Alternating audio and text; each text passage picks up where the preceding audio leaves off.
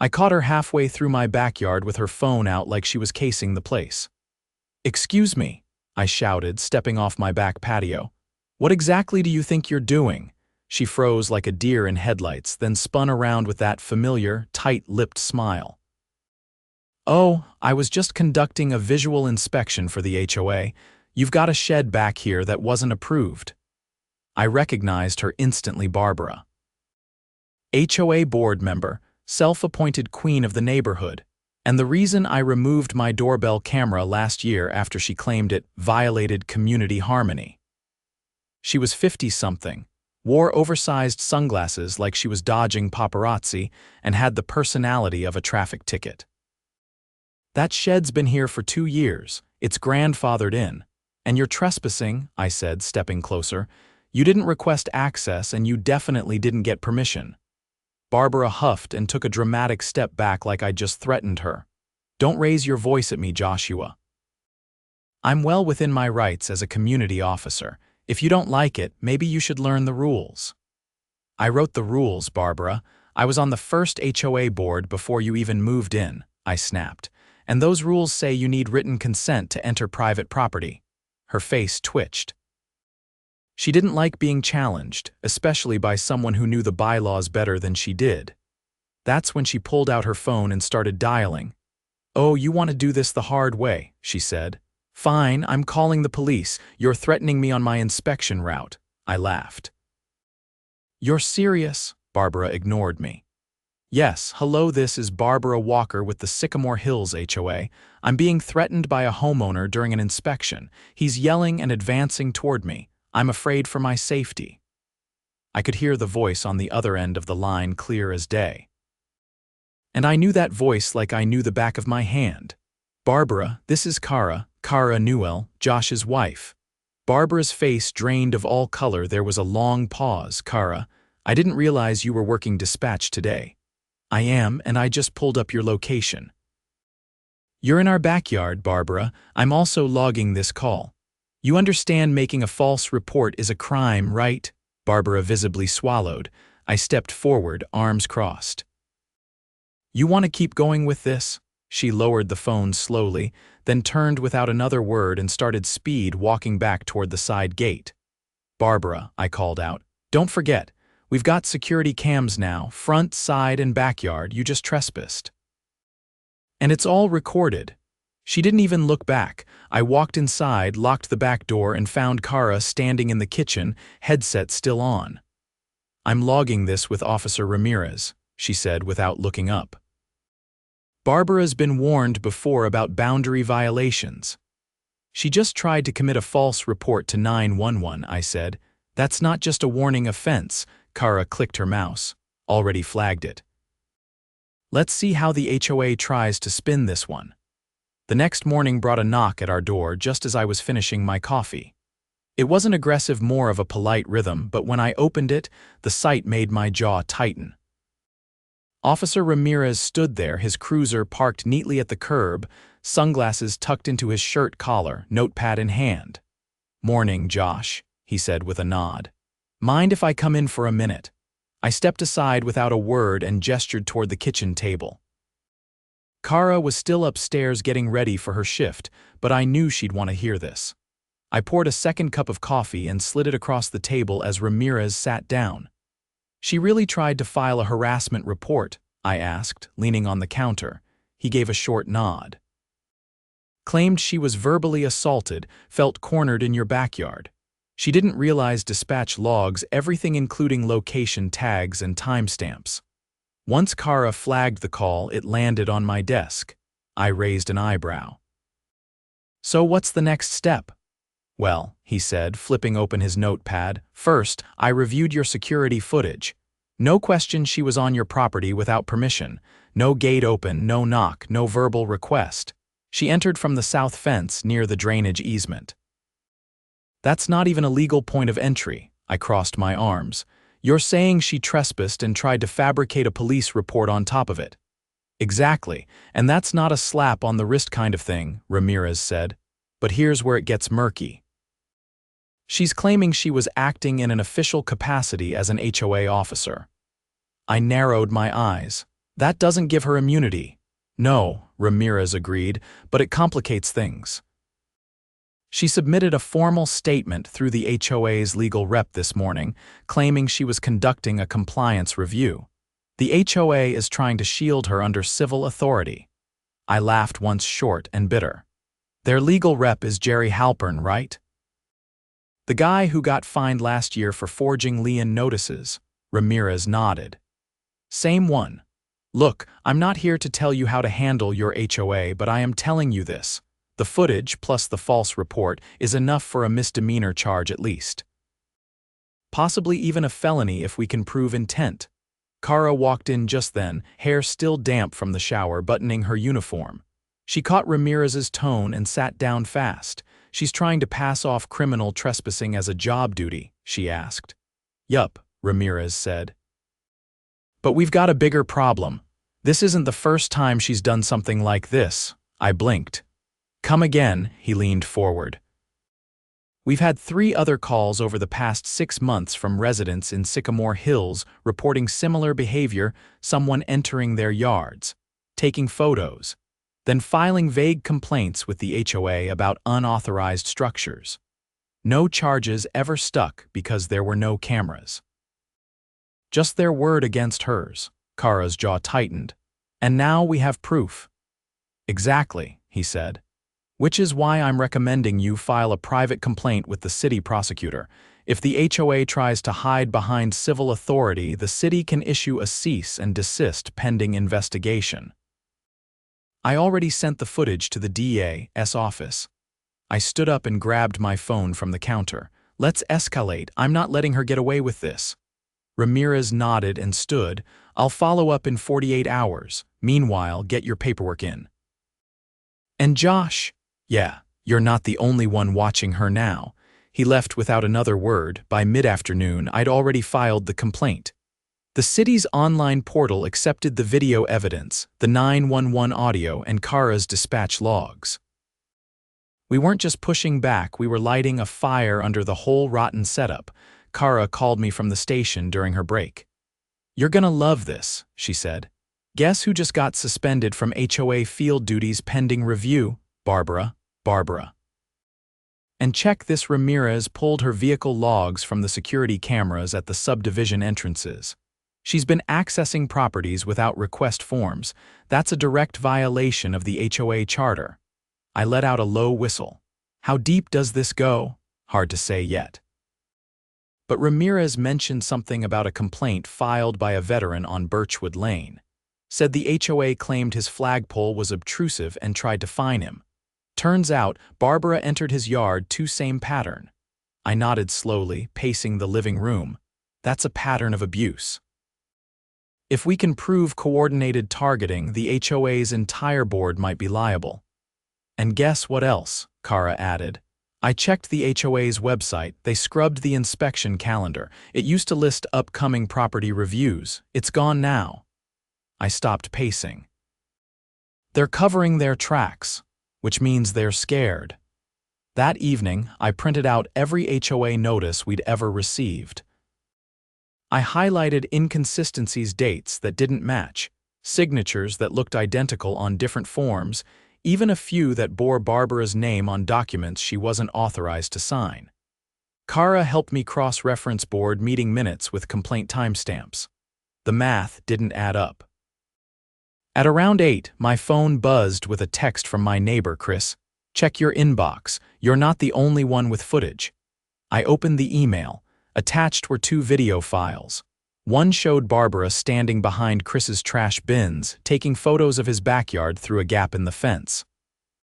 The second showed her yelling at his teenage daughter for unauthorized use of a trampoline during a birthday party. I called him immediately. She accused my daughter of violating noise ordinances, Chris said, at 4 p.m. on a Saturday. She showed up behind my fence like some kind of creep. You still have the complaint letter, framed it. It was so ridiculous I thought it was a prank. Send it over. The more we pile up, the better. By the end of the night, we had 5 neighbors willing to submit statements, 3 with video evidence, and 2 with letters personally signed by Barbara that weren't filed through official HOA channels. The next morning, I met with Councilwoman Rivera. She'd been on the receiving end of HOA complaints before some legitimate, most not. When I showed her the footage and explained the pattern, she frowned, pulled out a legal pad, and started taking notes. "I've been pushing for HOA accountability legislation for months," she said. "If we can prove abuse of authority, we can trigger a third-party audit of Sycamore Hills. That means financial records, meeting transcripts, everything." I handed her a folder. "You'll want to start with this. There are invoices paid out to a landscaping firm that doesn't exist." She flipped through the pages, eyes narrowed. "Either someone's laundering money or padding expenses." "Either way," I said, "they're done hiding." She looked up, eyes sharp. "Let's burn them down by the book." As I left City Hall, the message on my phone from the HOA's general inbox was already waiting. "Due to recent concerns, all board activities are temporarily suspended pending internal review."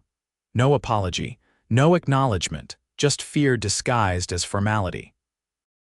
Barbara had kicked over a hornet's nest, and the entire board was about to feel the sting. On Wednesday morning, I noticed a white sedan parked outside the community clubhouse. It wasn't one of the usual board members' cars. The city seal was on the door, and a man in a charcoal blazer stood just outside the entrance with a leather portfolio tucked under one arm. He wasn't from around here. I watched him speak to someone through the glass doors, wait a moment, then step inside. By the time I reached the clubhouse, the blinds had been pulled shut. I wasn't the only one watching. Across the street, 2 other residents stood by their mailboxes pretending to chat, eyes fixed on the building. One of them, a retired plumber named Dennis, waved me over. "You see that guy?" he asked as I crossed the street. "Saw him go in. Doesn't look like HOA staff." "He's not. He's from the city auditor's office. I overheard him talking to the clerk at the building department last week. Said he was pulling records for a potential misuse of community funds investigation." I nodded slowly. "So they're actually doing it?" Dennis leaned in. "You didn't hear this from me, but word is they froze the HOA's operating accounts. Someone flagged a series of landscaping disbursements that don't match any active contracts." "Let me guess," I said. "Approved by a subcommittee that doesn't officially exist." "Exactly that," he said. "And get this, someone filed a whistleblower tip through the city portal. Not anonymous either. Full name attached, Marcia Liddell." I raised my eyebrows. "Barbara's second in command," Dennis nodded. "Apparently she found out the so-called beautification committee was funneling money to a shell company registered to a P.O. box in another county." She turned over the invoices. I didn't say anything for a second. I'd always thought Marcia was just another one of Barbara's lapdogs, the type who nodded along at every board meeting and handed out newsletters with passive-aggressive reminders about hedge height. But if she flipped, that meant she saw the writing on the wall. Back home, I opened my laptop and pulled up the city's public records site. Sure enough, a new docket had been added under municipal review. Sycamore Hills HOA financial audit pending legal review. I clicked through the PDFs. Line items that made no sense. $5,000 for seasonal mailbox accents. Another $11,000 for decorative erosion control fencing along the East Green Belt, which hadn't changed in years. That's when I spotted it. A payment to a company called Civic Community Partners listed as a consulting fee for compliance strategy development. The address matched Barbara's home address. That was the moment it stopped being about petty fines and unapproved sheds. This was fraud. At precisely 3 that afternoon, a knock came at the front door. Kara was upstairs asleep after her night shift, and I opened it quietly. 2 men stood there. One wore a navy windbreaker with City Inspector printed on the chest. The other carried a badge clipped to his belt. "Joshua Newell?" the man with the badge asked. "Yes. I'm Detective Langdon, Financial Crimes Unit. This is Mr. Park from the auditor's office. We're following up on your complaint and the supporting documentation submitted last week." I stepped back and let them in. The footage you submitted of Miss Walker's unauthorized entry was pivotal, Park said.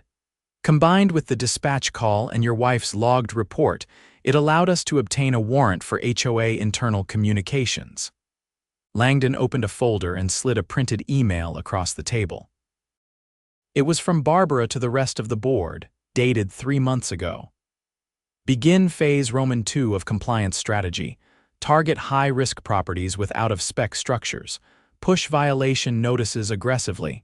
If resistance, document and escalate to law enforcement.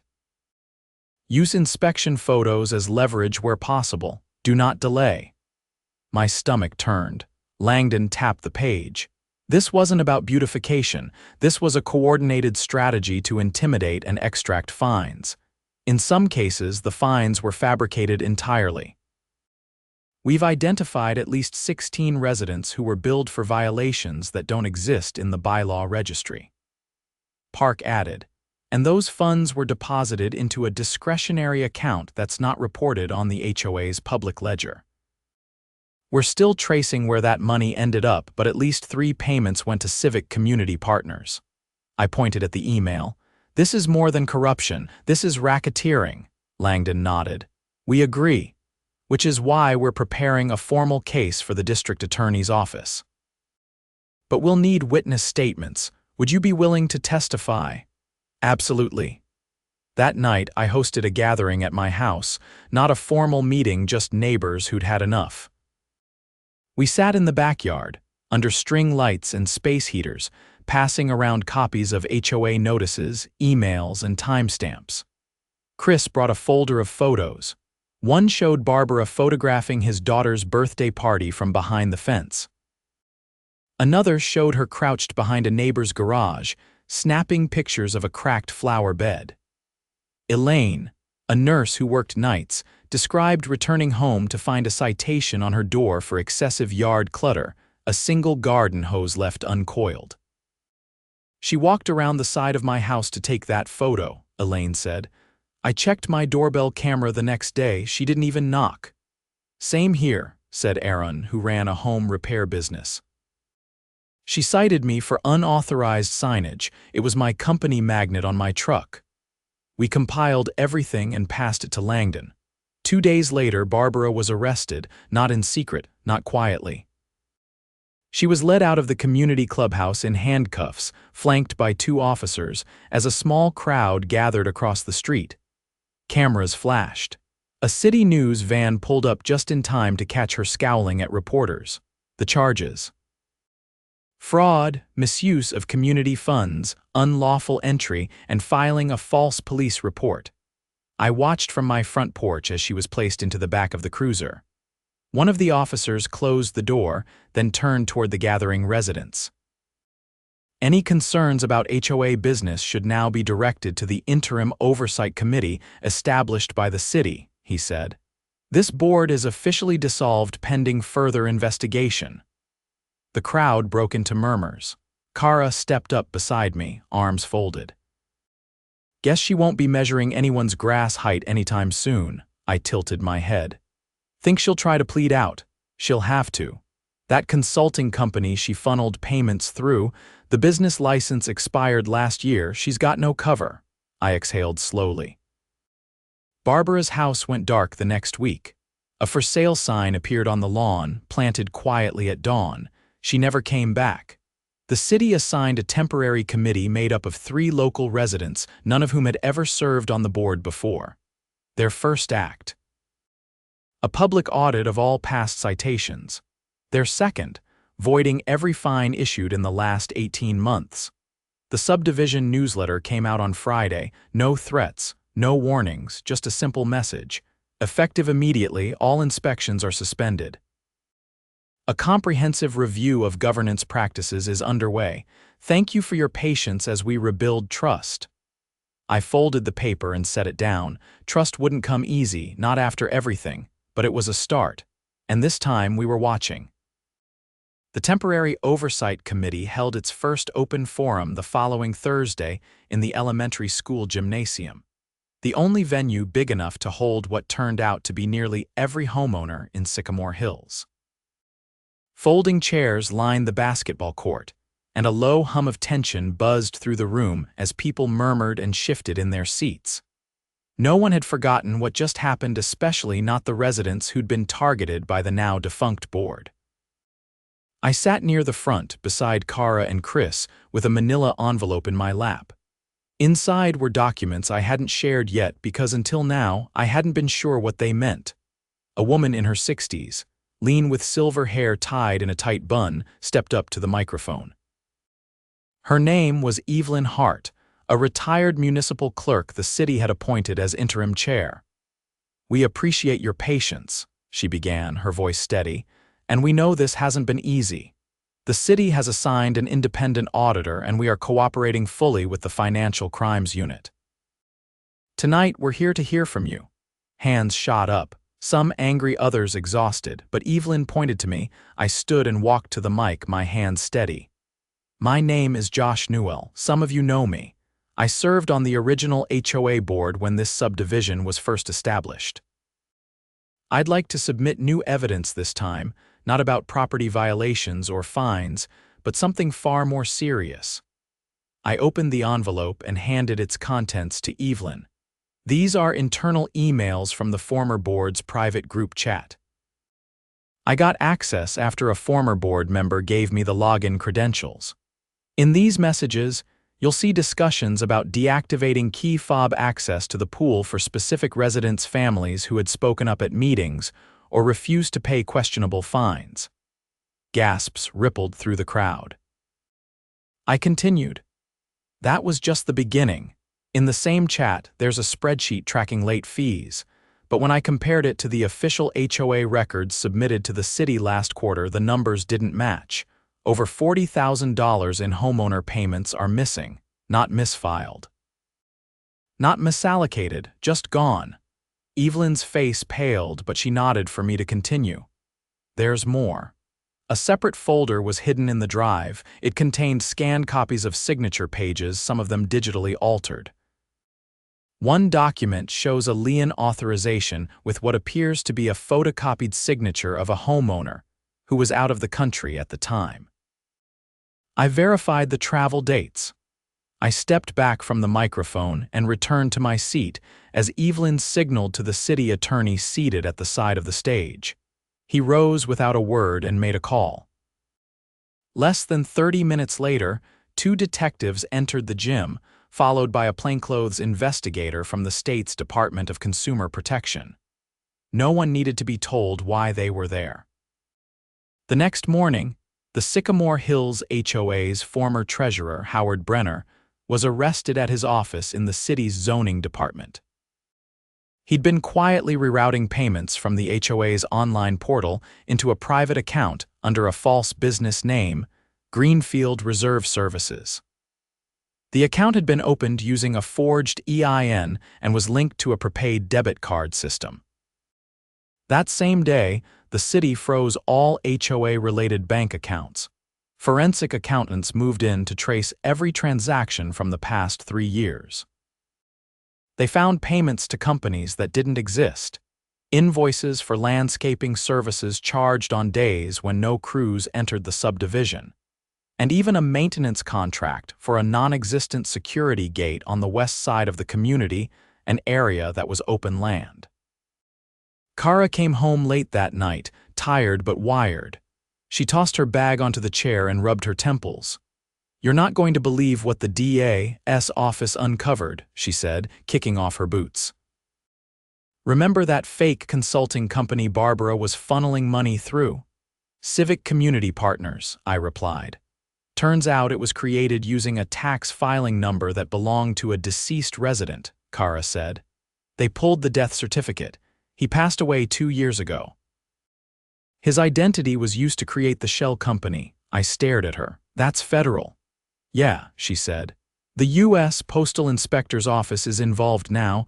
Identity fraud, mail fraud, wire fraud, the whole package. This thing is a spider web." By the end of the week, the DA announced a formal indictment against 3 former HOA board members, Barbara Walker, Howard Brenner, and a man named Dale Kessler, who had served as secretary but rarely appeared at meetings. Dale had been the one submitting forged document signatures for lien placements. The charges included criminal conspiracy, financial fraud, falsifying public records, identity theft, and in Barbara's case, filing a false emergency report still flagged from her 911 stunt in our backyard. The news spread fast. Local papers ran headlines like HOA Scandal Rocks Quiet Subdivision and Neighborhood Watchdog or Criminal Enterprise. TV crews rolled through the neighborhood, though most residents declined interviews. Chris, standing on his driveway as one van passed, muttered, "Funny how all that community harmony nonsense turned into federal charges." The city moved quickly to enact new ordinances. From now on, any HOA operating within city limits would be required to submit quarterly financial audits, and all board communications pertaining to governance decisions had to be made through a city-monitored portal. No more shadow committees, no more private chat groups. And most importantly, any fines or liens had to be reviewed by an independent oversight council before enforcement. 3 weeks later, Evelyn called a final meeting to dissolve the temporary oversight committee and establish a new board this time, elected by the community, not self-appointed. I didn't run, neither did Kara, but we both showed up to vote. A young couple down the block, both engineers, took key leadership roles. Aaron, who had been harassed over his work truck, agreed to serve as treasurer. Marcia, the whistleblower, was nominated for secretary and received unanimous approval. When the ballots were counted and the new board sworn in, Evelyn turned to the crowd with a tired smile. "You've reclaimed your community," she said. "Now keep it." The room erupted with applause, not the polite kind, but something deeper. Relief, vindication, a sense of collective ownership. Afterward, people lingered outside, talking freely, no longer watching their words or worrying about what might end up in the next violation notice. The air felt lighter. Back at home, I stepped into the backyard and looked toward the side fence where this all began. The camera we'd installed still sat on the corner of the garage, silent and steady. Kara joined me with 2 mugs of tea. She handed me one and leaned against the railing. "I keep thinking about that day," she said, "when she tried to call me at dispatch and lie through her teeth." I nodded. "She thought she was untouchable. She thought rules were for other people," Kara said. "Now she'll learn how strict the system gets when you weaponize it." We stood in silence for a while, watching the string lights sway under the breeze. No more HOA clipboard patrols. No more nonsense about mailbox paint or garden gnomes. Eventually, Kara glanced over. "You gonna keep the cameras up?" I took a sip of tea. "I think I'll leave them for now, not because I'm worried, just because I enjoy the peace of knowing they're there." She smiled and looked out at the yard. No one's ever going to walk in here uninvited again, and they didn't.